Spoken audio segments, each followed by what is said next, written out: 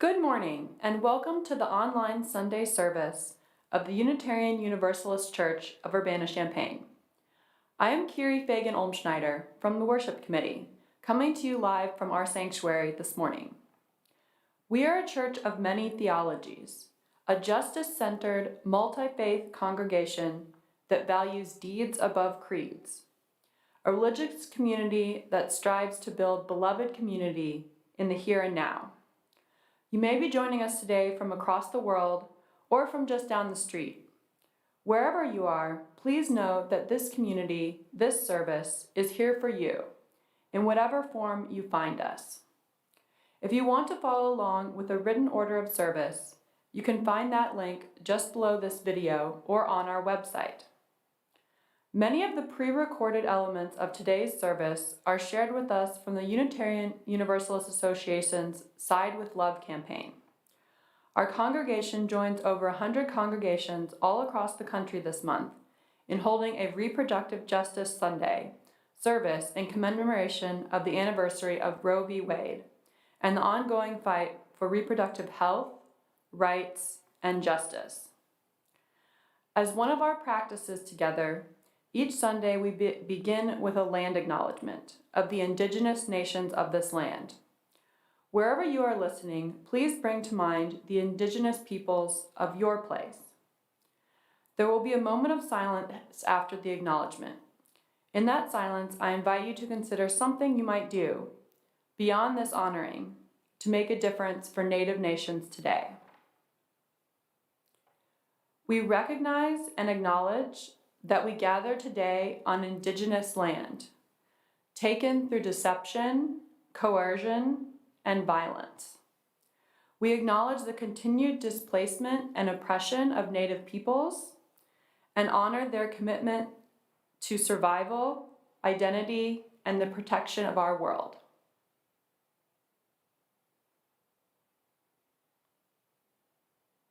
Thank you. Our chalice lighting words this morning have been adapted from Reverend Julia Hamilton's A Ritual for Reproductive Choice. As I light our chalice for the different paths we have taken, if you recognize yourself in one of these prayers, I invite you to put your hand over your heart, wherever you are, and know that you are not alone. There is someone else in this gathered community holding their hand over their heart too. I light this flame for those whose story includes the choice to end a pregnancy. I light this flame for those whose story includes the unwanted loss of a pregnancy or a struggle with fertility. I light this flame for those whose story includes the choice to give birth. I light this flame for those whose story includes the choice not to conceive or have children. I light this flame for those whose story includes a forced choice or no choice at all, or who have encountered violence where there should have been tenderness and care. I light this flame for those whose reproductive story is still being written. May the flame of our chalice and the many stories it represents remind us of the fire of commitment we carry inside, to ensure that all people have freedom and agency over their reproductive choices, and that reproductive justice is upheld as a fundamental right for this and future generations.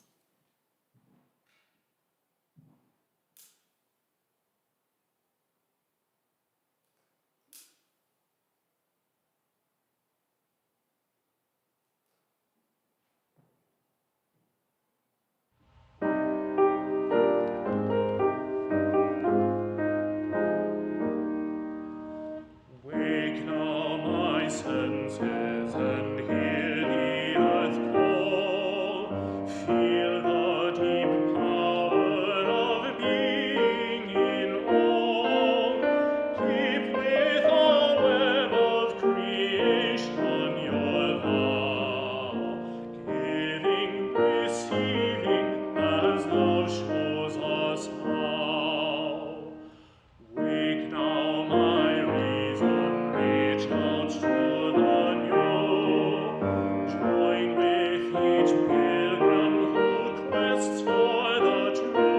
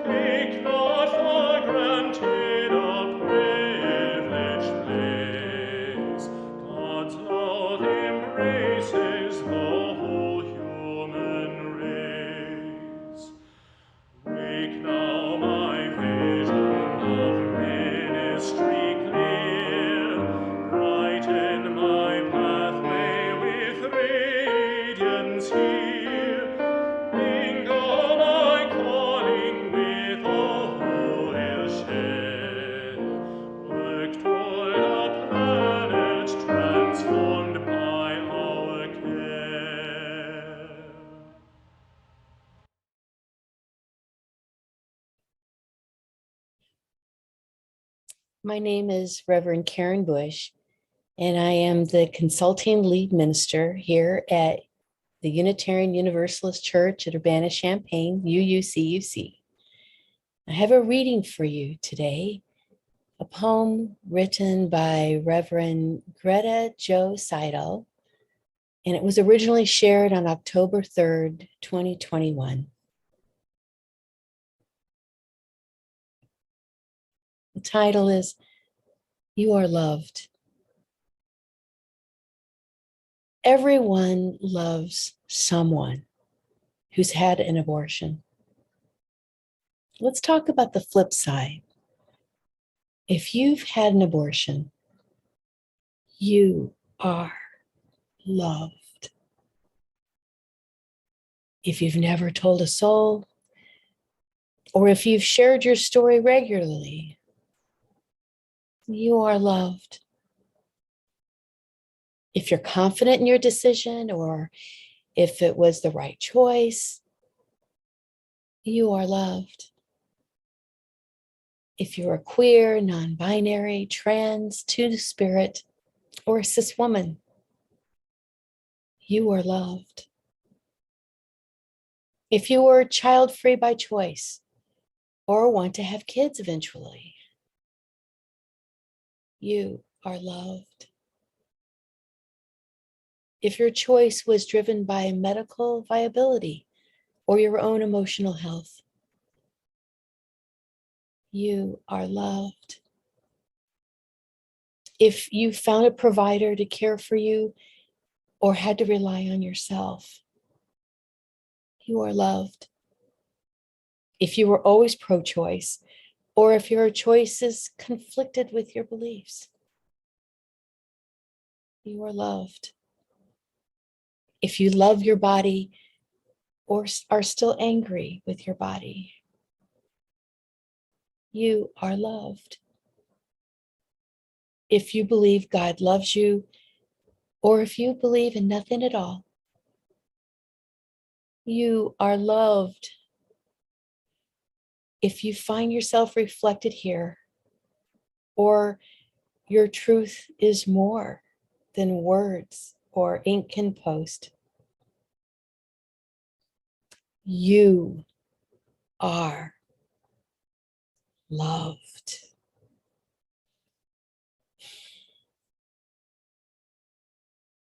Good morning, everyone. My name is Rose St. Clair, and I'm the coordinator for religious exploration and engagement here at UUCUC. This morning, I wanted to talk to you about choice and the choices that we make in our lives. And for many of us, we make choices all the time in our lives. I know for me, today I chose what I'm wearing, and maybe you did too. I also got to choose what I had for breakfast this morning and what I got to eat for breakfast this morning. I got to choose this haircut, which I really like. And it makes me feel really good that I get to choose these things. I get to choose what I do with my body and what I put on my body or what I put in my body. It feels really good.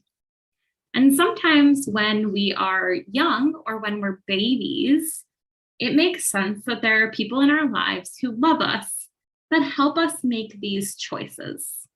But as we get older, we start to make more and more of these choices about our bodies and our lives for ourselves.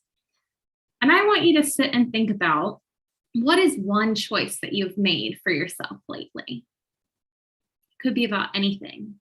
Maybe it was a favorite toy that you played with. Which toy did you choose? And I want you to think about how you felt when you made that choice.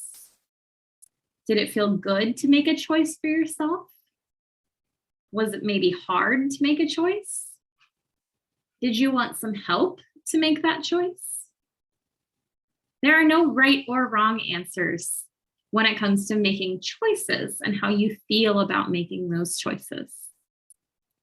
But now I want you to think about times when you don't get to make a choice, or maybe imagine what it would feel like to not get to make a choice. Maybe you don't get to choose what you eat or what you wear or what happens to your body. And what does it feel like when we don't have that choice, or if that choice is taken away from us? And I just want you to sit and think about the difference in those feelings. And I know that after this, I am going to go make the choice of what kind of drink I want this morning. And I think that maybe I'm going to choose to make some tea and drink some tea and put that in my body to really nourish my body this morning. And I hope that there's a choice that you can make today that nourishes you, whether it nourishes you in your body, in your mind, or in your spirit. I hope you can choose something today that nourishes you. This is my chant for choice. It can be done as a spoken chant. We love our bodies. We make our choices. We trust our wisdom. We raise our voices. We love our bodies. We make our choices. We trust our wisdom. We raise our voices. We love our bodies. We make our choices. We trust our wisdom. We raise our voices. We love our bodies. We make our choices. We trust our wisdom. We raise our voices.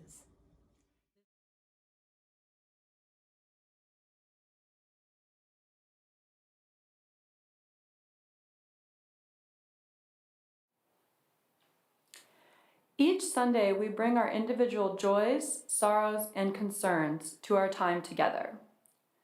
Please bring to mind the joys and sorrows in your life as we sing our blessing song. Please sing along or let it wash over you. There is still time to send in a joy or sorrow to be shared aloud. You will see the email address during the blessing song.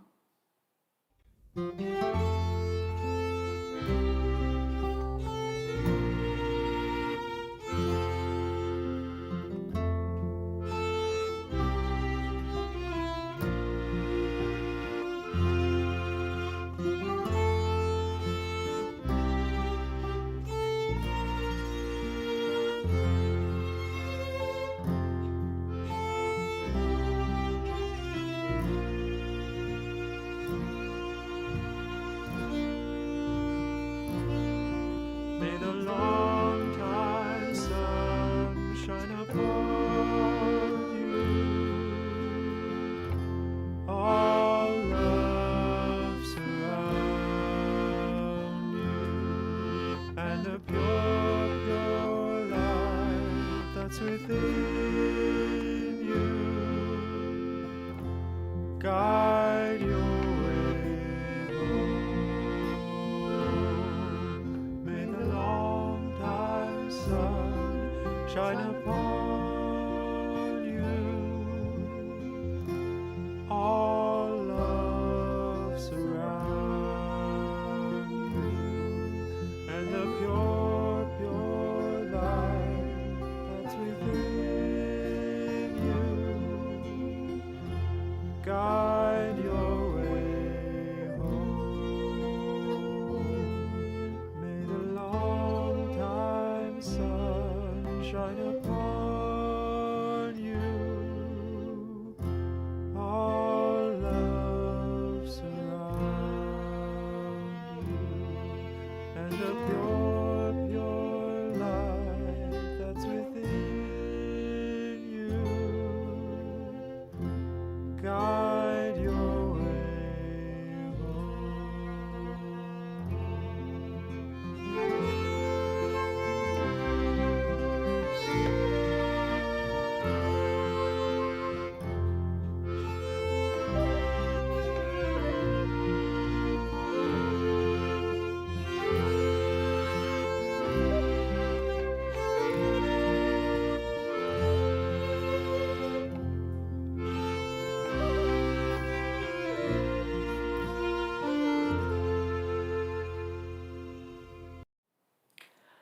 We have a couple of sorrows to share today.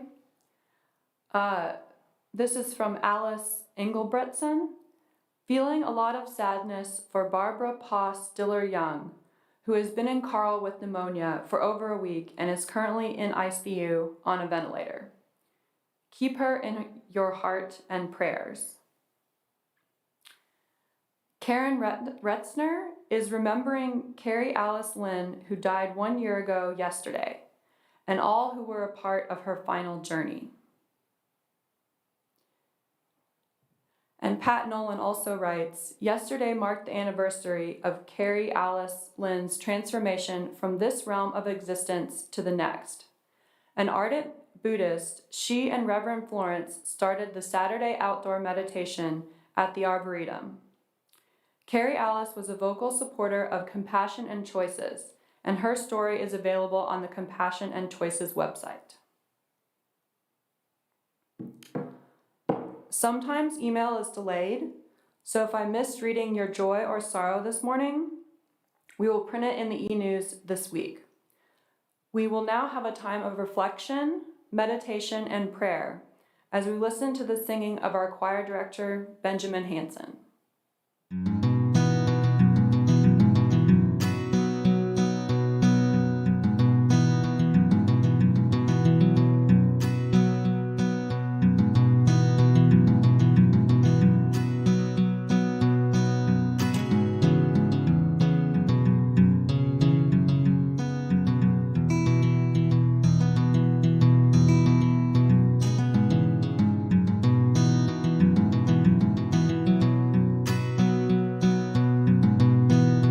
Which will you go for? Which will you love? Which will you choose from the stars above? Which will you answer? Which will you call? Which will you take for your one and all? And tell me now, which will you love the best?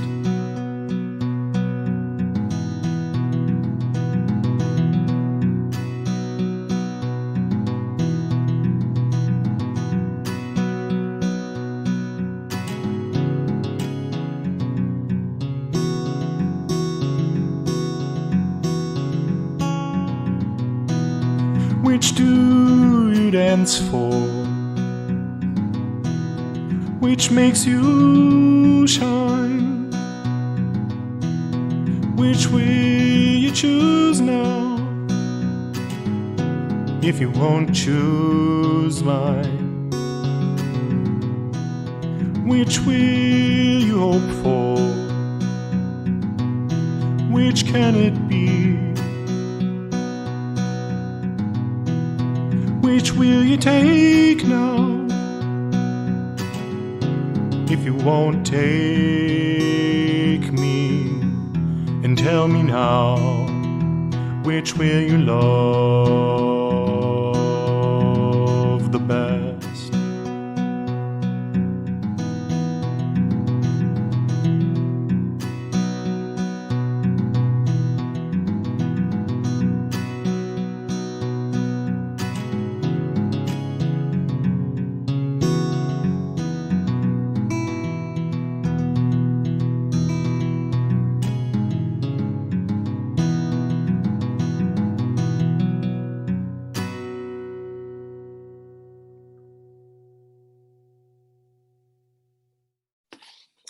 I used to work as a chaplain at a hospital outside of Buffalo.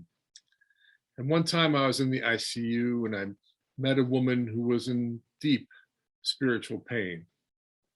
She was very sick and she was racked with guilt about something she had done 45 years before. 45 years before, she and her boyfriend got pregnant and he asked her to get an abortion, and she did. Now, decades later, as she faced her own mortality, she was afraid that she had done something so terrible that God would not welcome her to heaven. Well, one of the core practices of good chaplaincy is working with the patient's theology, not mine. So I asked her about her understanding of God. And she said things, but one of the things she said is that God is love. And that gave me an opening. I talked to her about how my understanding of God is that God is loving, non-judgmental. God understood how people made hard decisions and sometimes mistakes. She seemed to hear that, and we prayed together, and she was much more at peace by the time I left her. But I was shaking my head as I walked back to my office.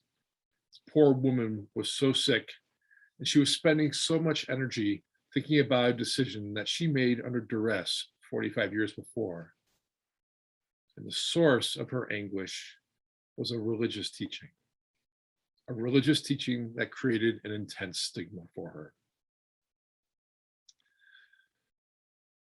There's a truth that despite the general idea of what how religions talk about abortion, there's actually much more nuance in religious teachings about reproductive choice. And I want to take this opportunity to walk through some of the teachings of some of the major traditions to show just how they think about reproductive choice. And we'll start close to home with Christianity. This, of course, is the source of that Unitarian Universalism comes out of, but we've since become so much more than Christianity. Christianity's sacred text is the Bible, and there are two biblical references that have been used by those opposed to contraception and abortion. Psalm 139:13 and Jeremiah 1:5.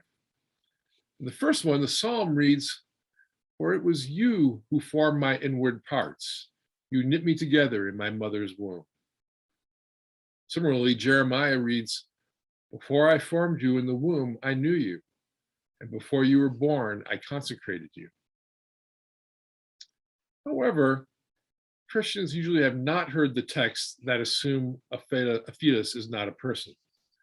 Specifically, Exodus 21 describes a situation in which a pregnant woman who intervenes in a fight between two men, when she is injured and suffers a miscarriage as a result.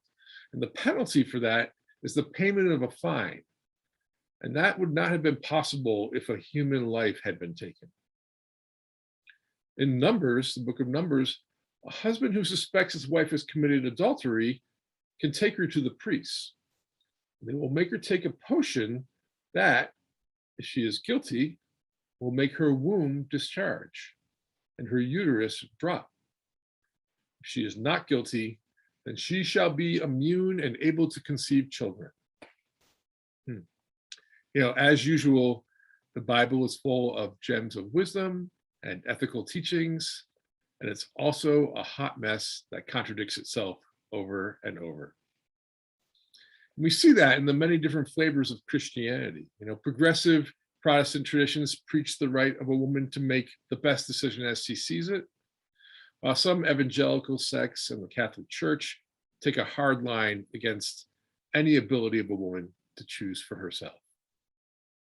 The Catholic position on abortion and contraception is especially problematic.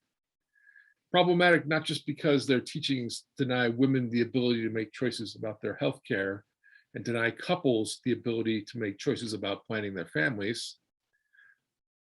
They are problematic because the Catholic Church is aggressive about lobbying the government to make Catholic theologies the law of the land.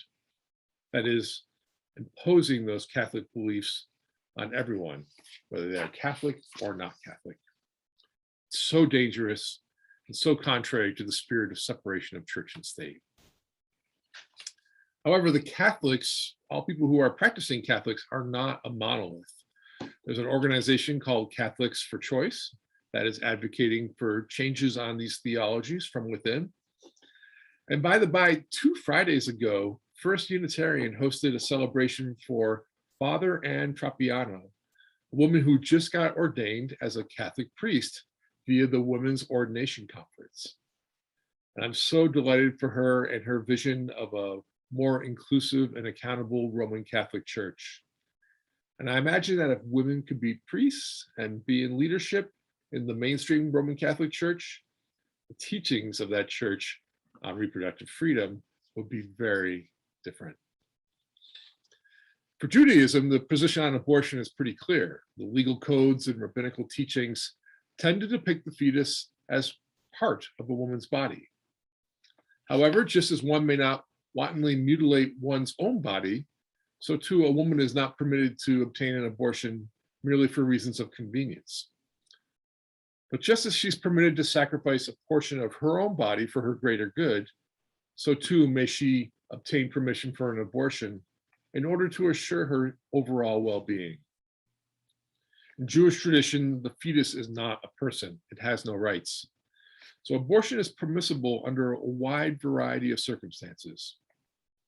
All four non-Orthodox Jewish movements, Reform, Reconstructionist, Conservative, and Humanist, are on the record as opposing any governmental regulation of abortion. Buddhism faces the fact that abortion may sometimes be the best decision and a truly moral choice.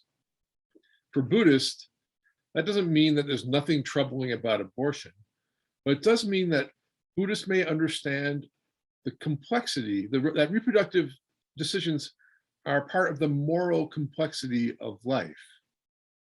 So here's a statement from the Japanese American Buddhist Churches of America.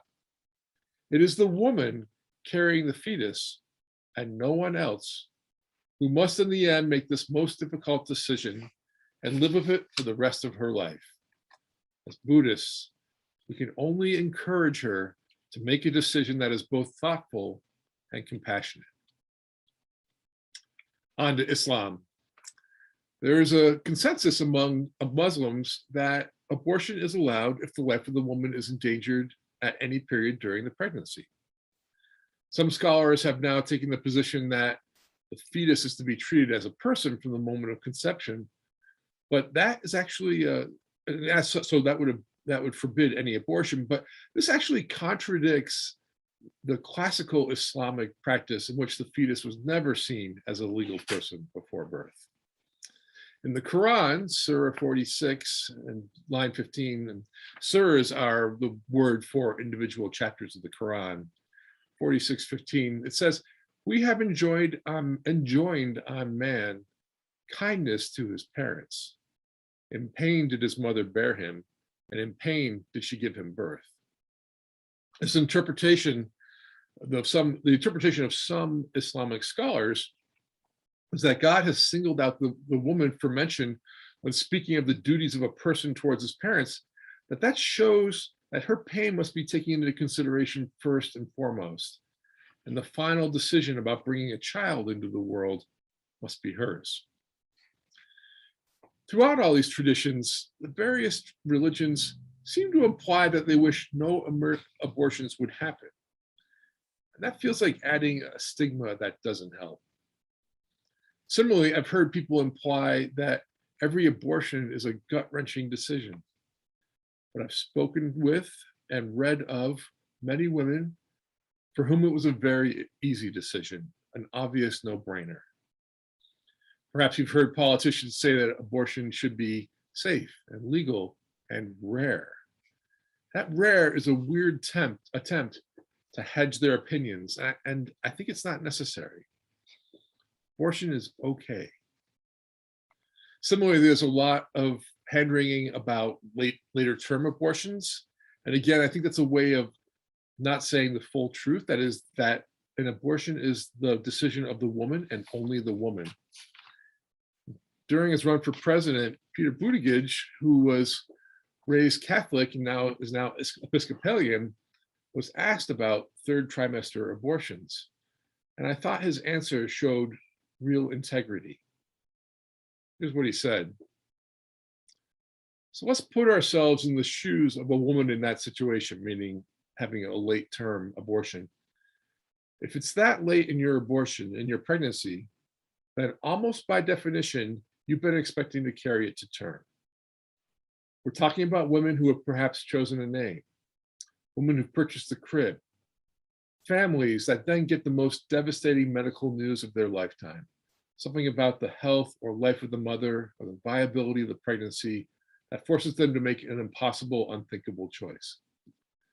And the bottom line is that as horrible as that choice is, that woman, that family may seek spiritual guidance, they may seek medical guidance, but that decision is not going to be made any better medically or morally because the government is dictating how that decision should be made. So where is Unitarian Universalism in all this? In 2015, the UUA voted to affirm a statement of conscience on reproductive justice. It's long and you can find it on the UUA website, but I want to talk and actually read a couple of excerpts from that statement. First goes, the world we envision includes social, political, legal, and economic systems that support everyone's freedom of reproductive choice and expression of gender identity and sexuality, especially the most vulnerable and marginalized. In such a world, all communities are places of equality, abundance, and safety, free from violence, oppression, and hazardous environments. This world includes access to safe, affordable, and culturally and developmentally appropriate childcare and healthcare. In our vision, everyone has access to accurate information about sexuality and family planning, and safe, healthy, and culturally sensitive reproductive health services. And the next section I want to read is from the section on the theological grounding for this position of the UUA. Unitarian Universalists support gender equality, positive sexuality, diverse sexual expression, and the individual's right to make reproductive choices. Such choices are influenced by social and political systems, as well as by factors such as racial, cultural identity, economic status, immigration citizenship status, relationship with the justice system, health status, and ability. Our religious tradition directs us to respect the diversity of faith traditions that surround us and insists that no singular religious viewpoint or creed guide the policies of our government. Preach. Our pluralistic congregations include diverse beliefs, backgrounds, and personal stories, yet we unite in striving to live out the values and principles that call us to work for reproductive justice in spite of the complexities of the issues. That's the end of the quote. That statement of conscience is inspiring, but it's also a leaping off point, just a leaping off point. And it points the way, and we Unitarian Universalists must follow that way. So earlier this month, First Unitarian sponsored a public reading of the Roe v. Wade Supreme Court decision. And you'd think that listening to a legal decision might be a little boring, but folks who attended agreed that it was compelling and full of fascinating insights. Now, we collaborated with the New Mexico Religious Coalition for Reproductive Choice, and I'm a big fan of the New Mexico RCRC. If you're interested in doing more, the RCRC offers a variety of ways to support the cause. Of course, you can make a donation. You know how it is with money, it's always the right color. But you can also give your time. For example, you can be a legal observer. Legal observers are especially trained to monitor abortion provider clinics for activities that violate the Freedom of Access to Clinical Entrances Act. You can be an advocacy volunteer. They're looking for activists interested in phone banking, data entry, writing personal notes to patients, and making safe sex kits all through New Mexico. You can be a driver for patients. Our volunteer drivers are providing transportation for patients coming to New Mexico for abortion access, coming from places such as Texas, for example. But back to the positions of different faiths on abortion. When we consider the persuasiveness of these religious teachings, we should consider the values behind them. What is valued? Who is valued? And who is considered disposable? Ultimately, where does this theology take us? To help answer these questions, I want to share a quote from James Baldwin. It is not too much to say that whoever wishes to become a truly moral human being must first divorce themselves from all the prohibitions, crimes, and hypocrisies of the Christian church. If the concept of God has any validity or use, it can only be to make us larger, freer, and more loving. If God cannot do this, then it is time that we got rid of him. Baldwin's critique focuses on Christianity, but I think it applies to any religion. So religion does not make us larger, freer, more loving. We should get rid of it. So whether a person can make a religious argument for or against reproductive freedom really depends on whether or not that religion that the person is using for the argument is patriarchal or not. And here's an easy way to tell if a religion is patriarchal. If the religion refers to God as him, it's patriarchal.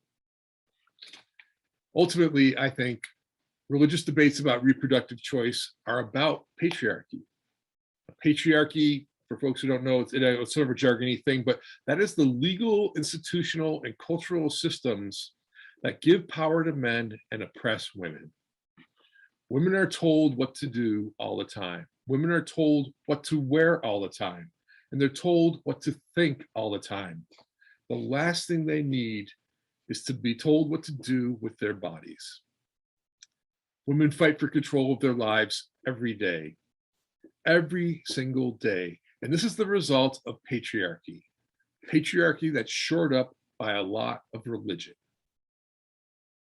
I think it's the work of Unitarian Universalism to help us be larger, freer, and more loving. So let's dismantle the patriarchy and fight for reproductive choice. So be it, and blessed be.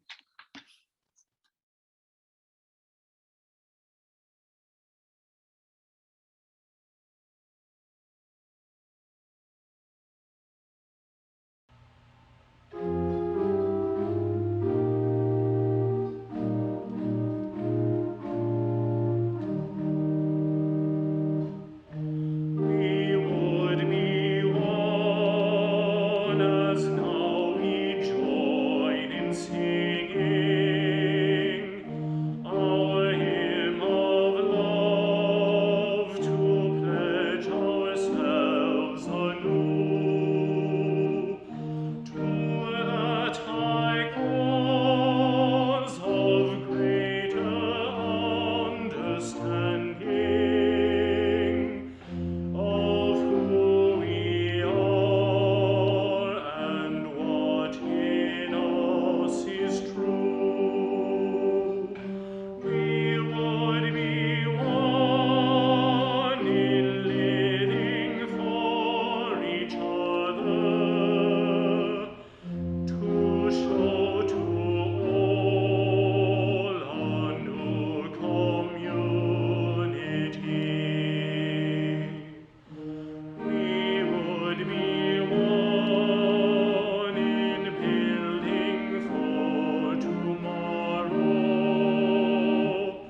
a nobler world than we have known today.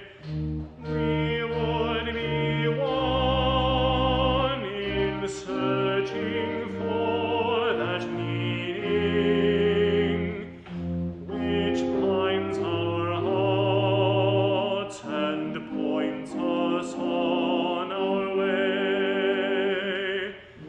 As one we pledge ourselves to greater service,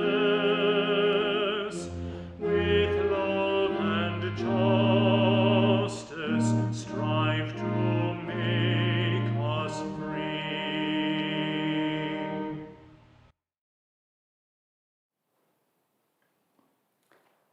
We as Unitarian Universalists acknowledge that we are part of the sacred web of life, the web of our connections with each other, with the wider community, and with the world. In the spirit of connections with each other, a reminder that we will have our online fellowship hour starting at 11:30. This service today takes place as part of the Unitarian Universalist Association's Side with Love campaign, 30 Days of Love campaign. Be sure to check e-news and our social media for more ways to engage with this campaign, including activities for the whole family, as well as spiritual, educational, and political opportunities.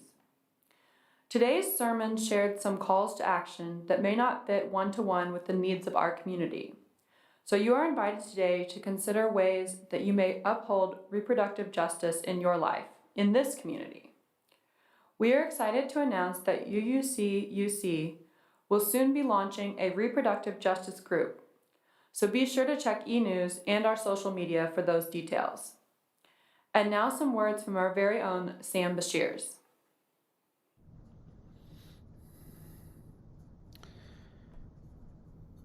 There's a coffee house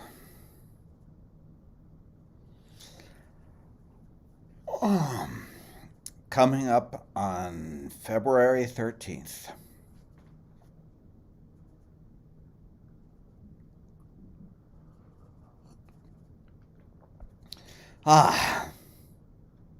That's going to be good.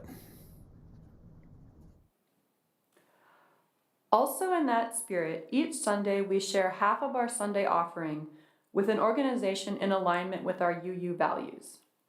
This month's shared offering is the Refugee Center, who UUC-UC supported for more than 35 years when they occupied our building. Over the years, the Refugee Center, formerly known as the East Central Illinois Refugee Mutual Assistance Center, ESRMAC, expanded its services from helping resettle Vietnamese refugees to providing assistance to all immigrants, political asylees, and refugees, regardless of country of origin. Please see the weekly e-news for more information about the Refugee Center and their current efforts to resettle refugees from Afghanistan, along with other announcements and events. The offering will now be received.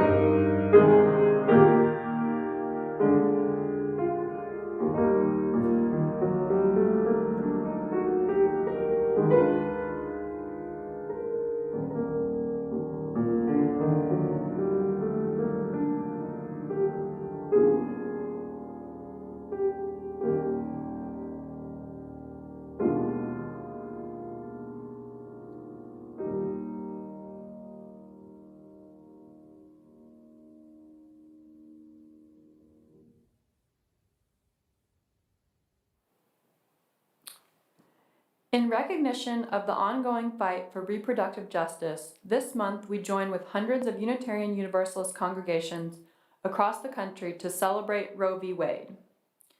In that spirit, I'd like to share these closing words from Reverend Shelley Page. First, listen and learn from those whose lives are so different from yours. Then, passionately speak for justice on behalf of all, that all may live in health, wholeness, and love. Blessings for the journey. Now please join me in the words of our chalice extinguishing. We extinguish our chalice with these sacred words written by Unitarian Universalist minister Reverend Elizabeth Selly Jones. We extinguish this flame, but not the light of truth, the warmth of community, or the fire of commitment. These we carry in our hearts until we are together again.